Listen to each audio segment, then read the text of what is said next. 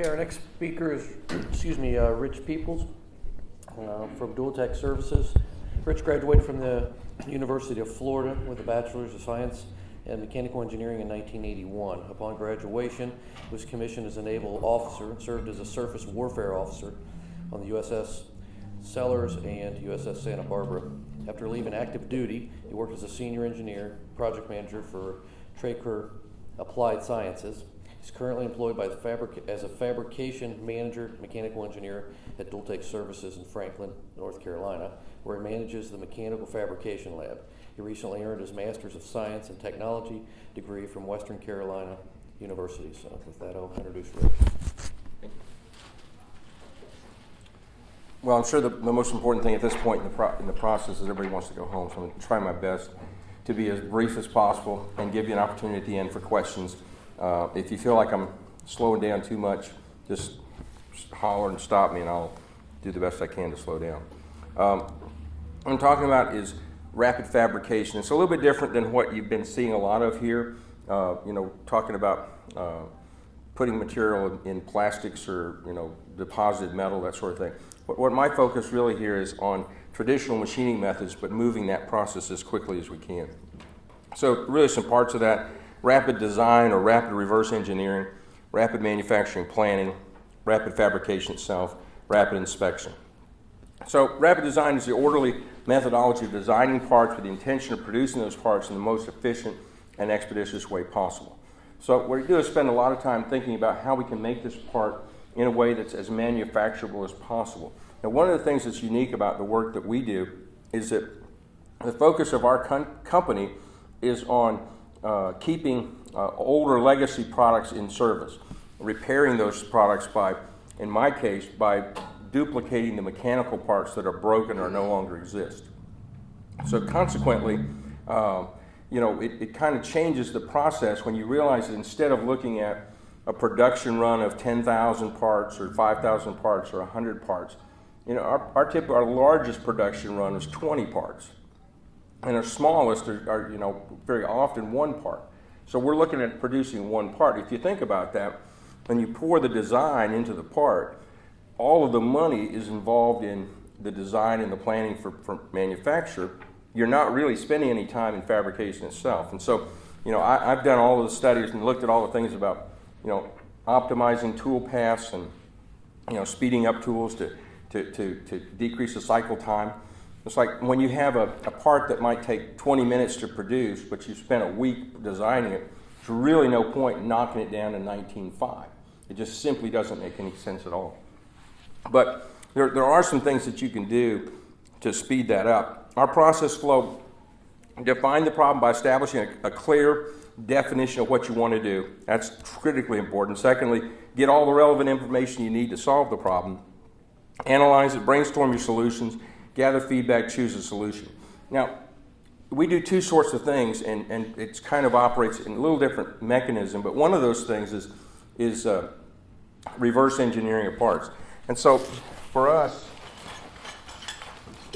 a typical reverse engineering problem would be these missing parts right here, which you can't see at all. But I'll hold them up to the screen. If you look, these are some little tiny pieces that were actually part of a card lock. And if you know what a card lock is, or if you don't, I'll tell you. PCB cards are held in equipment by card locks. Well, this particular one's what I call the Chinese puzzle piece. It's like 7 pieces machined, or in this case, they were previously cast pieces of material that held the card in place.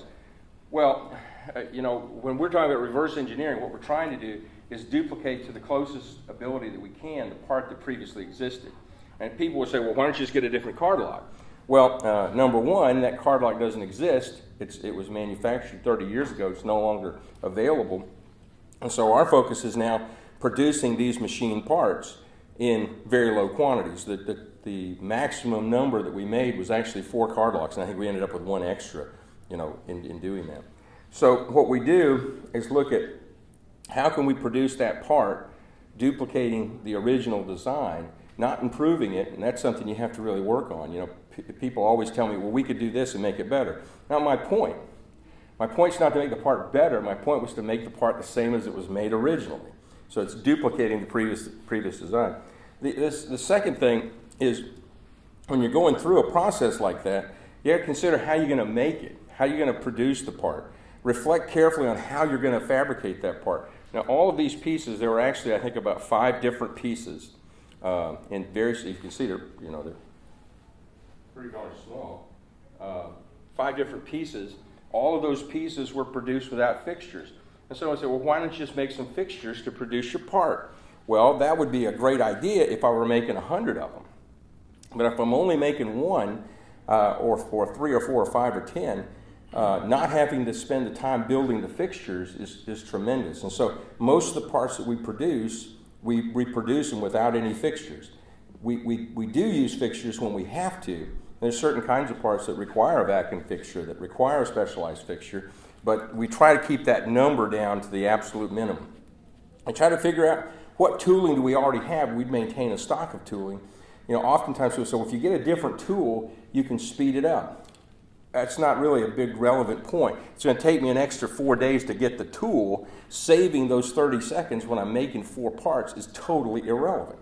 So have the available tooling you can have on hand to produce the part, be able to do it without having to reinvent something. Now, this part is one that we made. It's show you a little bit there. It's actually a part that was produced in glass-filled polycarbonate. It's part of a sight unit for a helicopter. And a couple of things that pop out of that. Number one is that they were all broken. We had 20 of them to replace. They're all broken. They were all broken in the same way. It had an inherent defect in the way it was designed, and I designed that defect right back into the part. Okay, because that wasn't my task of fixing it. My task was simply reproducing it. So there was a stress concentrator here that's causing parts of it to break off. After 30 years of use, those broke off. If I had changed the design to eliminate that, which would have been fairly trivial to do, then think about the amount of requalification that would be necessary to reinvent that part in its new form. So it's a whole different process. We tried this part, and everybody said that's ideal for a printed plastic part. And we actually tried it with several different plastic printers before we got to the job. Totally impossible to do it. We actually ended up producing the part in the quantity of 20.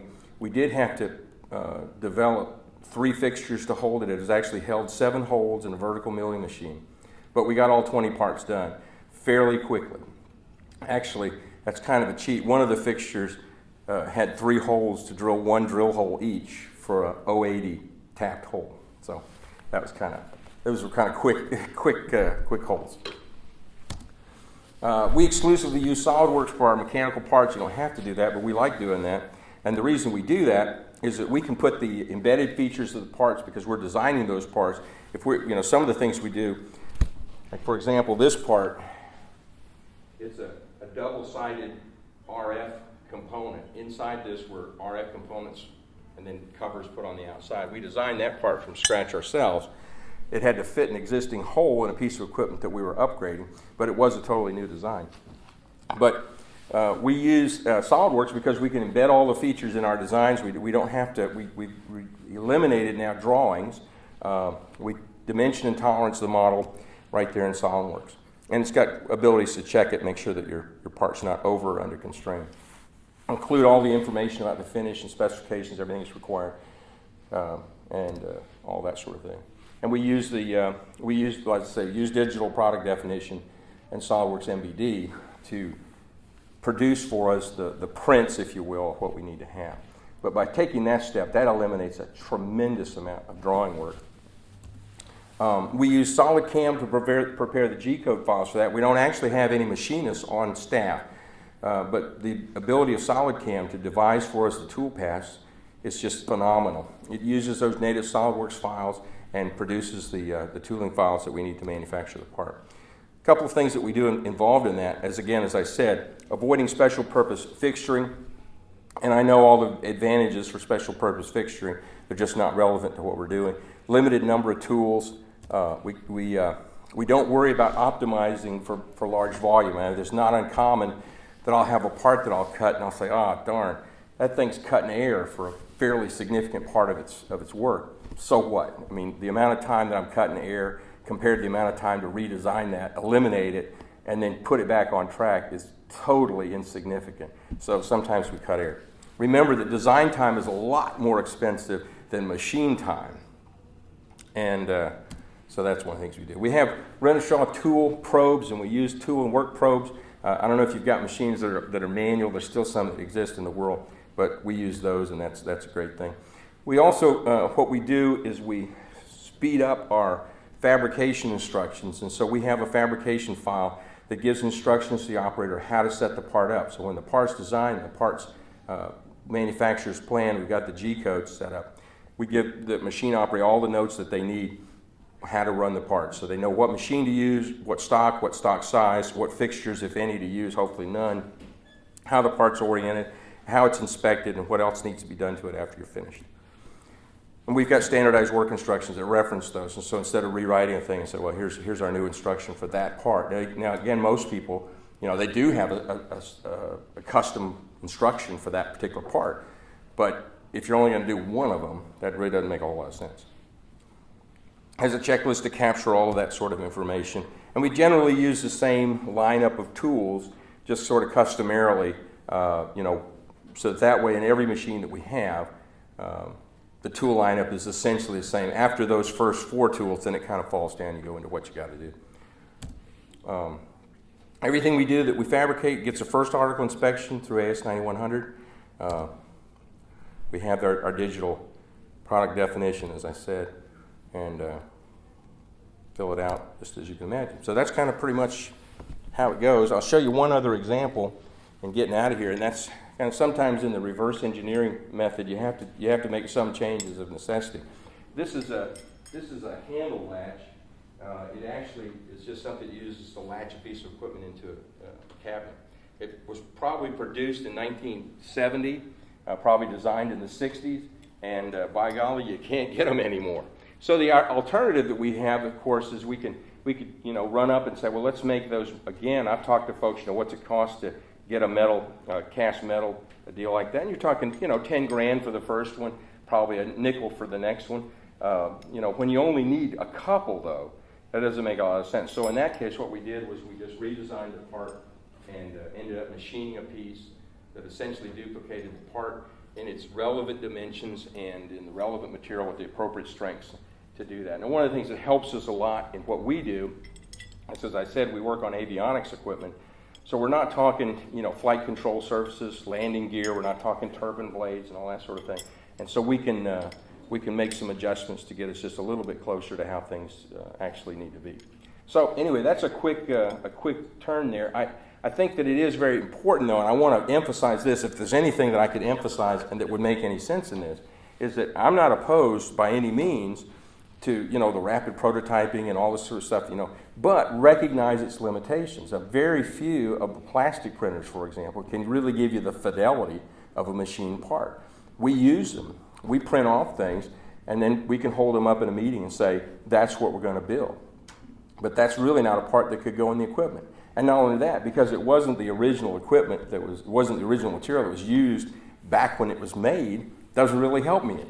So, but on the other hand, if you get bogged down in how would you produce this in lots of 10,000, then that'll kill you too. So it's a whole different mindset. How do you produce a part in small quantities? Now, there's lots of job shops you can go to do that, and that's great. But what we focus on is we recognize that not only are we doing that kind of thing that a job shop could do, but we're also a little bit rare in that we're an AS9100 job shop, if you will, that can inspect those parts with first article inspections and put them out there. So anyway, I probably talked too long, but I appreciate you listening. I know it's been a long day. Any questions? Are you guys limited to smaller products, or are you capable of larger? You missed it then. You didn't see our booth. On the booth there, we had a slotted planar array, radar array. And that radar array was cut from a billet of aluminum, 48 inches by 38 inches, 3/4 of an inch thick. It's the largest APG 66 antenna that's been produced in my knowledge. It was actually for a special application. An aircraft that could contain it, most couldn't. And so we were able to produce that. Now that particular part was 50 hours or so of machine time to run each part. And it had a backside that also had roughly the same amount of machine time. We used a gantry mill to mill that part, and then we used a VF2, Haas VF2 to mill the other component pieces. So about 100 hours of machine time in each one. And sure, I could have optimized the heck out of it, but our target product was 3. And so we actually probably produced about 8 altogether for test articles and initial runs and all that sort of stuff. But you know, we don't have that. We're not limited to little bitty parts. We can actually pretty routinely make big ones. It's just a whole lot easier to carry them to the show and carry them up here than it is to carry the big things. So, any other questions? Well, thank you so much. Thank you very much.